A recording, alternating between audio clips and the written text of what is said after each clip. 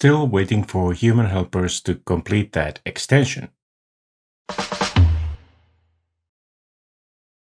So we have been working on this 15-stud extension for the Hogwarts Castle and Grounds set.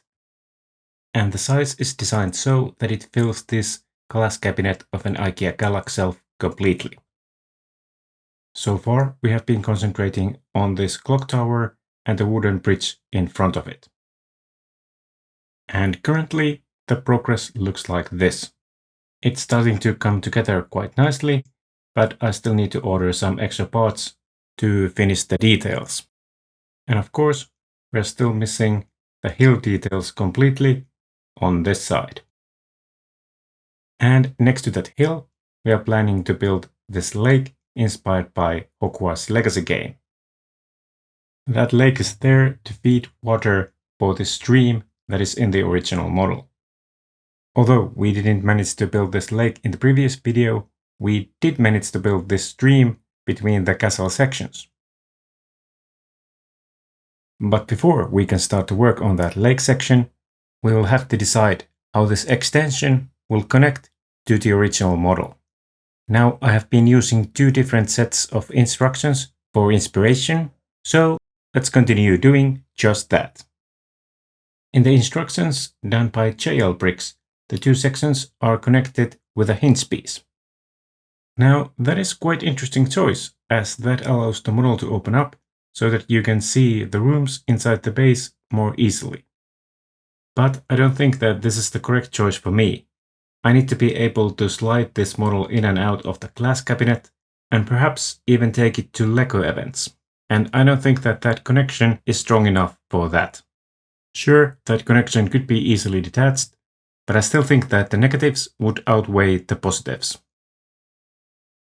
In the instructions done by Brickitecture, there is a different solution. In there, some of the bricks in the original model are replaced by Technic bricks, and there is a pin connection between the sections. That would give me the option to either keep the sections separate or connect them with a quite strong connection. Of course, the downside here is that I will have to make some modifications to the original set. But those modifications didn't seem that difficult to do, so I decided to go with this option. So next it was time to replace one corner brick and one 2x4 brick with some new parts. And the new parts are here, and now I'll just have to get them in there somehow. And now those Technic bricks are in, but of course I had to disassemble a section of this build. And now I have to put these loose parts back in. At this point I started to think that perhaps I could do some additional modifications to the original model. I wasn't planning to, but then again those small modifications would be easier to do than adding those Technic bricks in. One such modification could be the starting point of this stream. The starting point is covered with this wedge plate and these lobes, but that could be easily changed. If I replace this 2x brick with some plates, I could add more of the stream there. With that done, I started to think about this gate here. I'm not seeing any logical reason for that gate to be there. There seems to be a couple of steps that lead to the stream, but I don't know why would you want to go there. I guess it is there just that this path leads to somewhere. Now that gate is accurate to the movies, so I want to keep it there. But I thought about modifying that pathway so that it leads to that new lake that we are planning to add in. I think that that would be more logical destination than that rapidly flowing stream. If I only added one new part in and slightly shuffled the existing ones, I could divert the path to go out from the original model. And that looked like this. Now I can easily continue this path on the extension side of the build. And one final modification for the original model was adding in small section of that light gray path here at the bend, because that too is going to continue on the extension. This modification was also very easy, I only needed to change those plates at the edge and add that 1x1 tile in. Now you would think that at this point I would finally get into building that lake. But once again I realized that there is something else that I have to take into account first. And that would be any underground scenes that I might like to add to the edges of my build. Now these were never my priority, I was always going to build these last, but I still wanted to reserve some space for those, and perhaps that reserved space would affect the rest of the decisions for my build. So once again it was time to look into the instructions that I had bought for inspiration. The two most interesting rooms were in the Jailbricks' instructions. There were these two common rooms, one for Hufflepuff and another for Slytherin. Now both of those rooms were 12 studs wide and 4 studs deep, so it seemed quite possible that those could fit inside my model. But upon testing it, the fit seemed quite tight. Because of course the depth of one room takes away from the space available for the width of the other room. So combined the other room would require 16 studs of width, and that meant that we were now too close to the stream, and there was no room to continue that pathway. So somehow I needed to come up with a way that I would end up with 2 more studs. One possible idea would be to build the room so that the corners intersected. But that would require some planning because the rooms are supposed to have different colored walls. So I did some test builds with random colors to see if that would be possible. And indeed I did find a solution where both rooms looked like they were still the original ones, but the corners were in fact built into each other. And now I had 2 more extra studs for the rock details and the path next to the stream. So is it now finally time to build that lake? Well, no. And that's because I want to build that lake as big as possible, but I need to know how much room the other details are going to take. Now one detail that I have been planning to add to my model is this Quidditch training grounds extension in Brickitecture's instructions. I really like those 3 brooms in there, and I initially also thought about copying the idea that the lake comes all the way up to the wall section.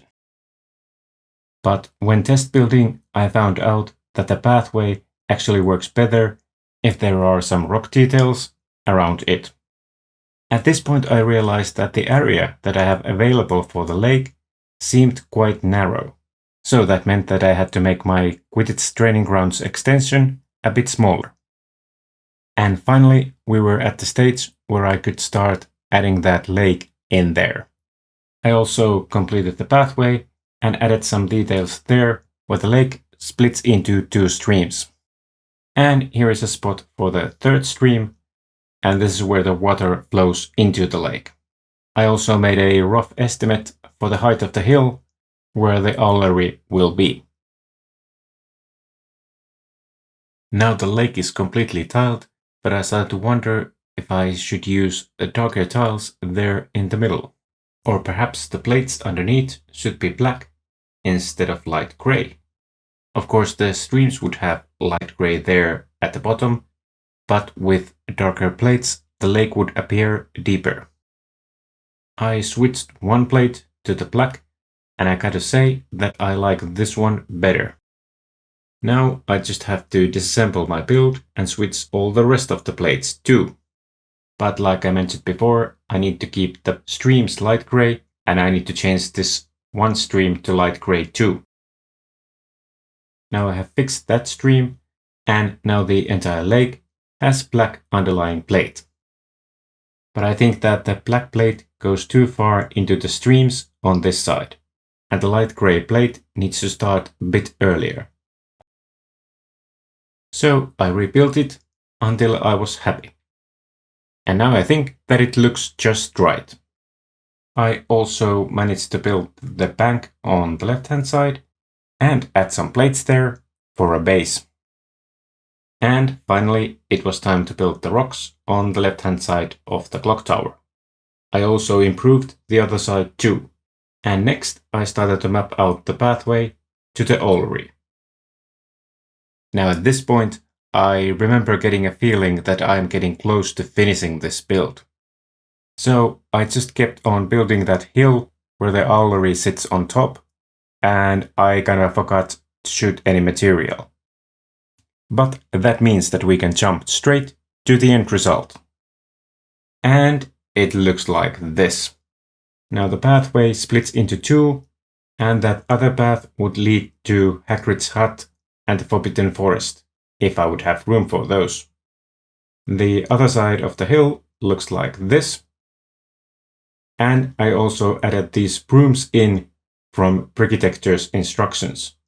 Of course, I need to get those parts in proper colors later on. I also added a couple of bushes there. And when it's time to order parts, I need to get some for the wooden bridge, the Hufflepuff common room, and of course the Slytherin common room too. Now, while I didn't have the parts in correct colors for those common rooms, I was pretty sure that I had those parts available in some color. So I decided to do some test builds to make counting of the required pieces a bit easier. And I actually had quite a lot of these pieces for the Hufflepuff common room. There are just some grey pieces and white pieces that I need to replace. I also happen to have plenty of those yellow shield pieces available, so I decided to add those in. I think that those are a pretty good fit. Now I didn't have that many of these pieces in dark grey, but I had plenty of leftover pieces in tan, because of course now I have two of these Hogwarts Castle and Grounds sets, and I never built that second Hogwarts Castle. All of these need to be replaced, but at least now it's easy to count what I will need. And now I knew exactly which pieces were needed to complete this build. On top of getting those right colored pieces, there are still a couple of small tweaks that I want to make here and there. And you will see those in the next video. If you want to get a notification as soon as that video is up, you should consider hitting that subscribe button down there. I will upload the next video ASAP, but remember, when a Sloth says that, it means as slowly as possible. Bye bye!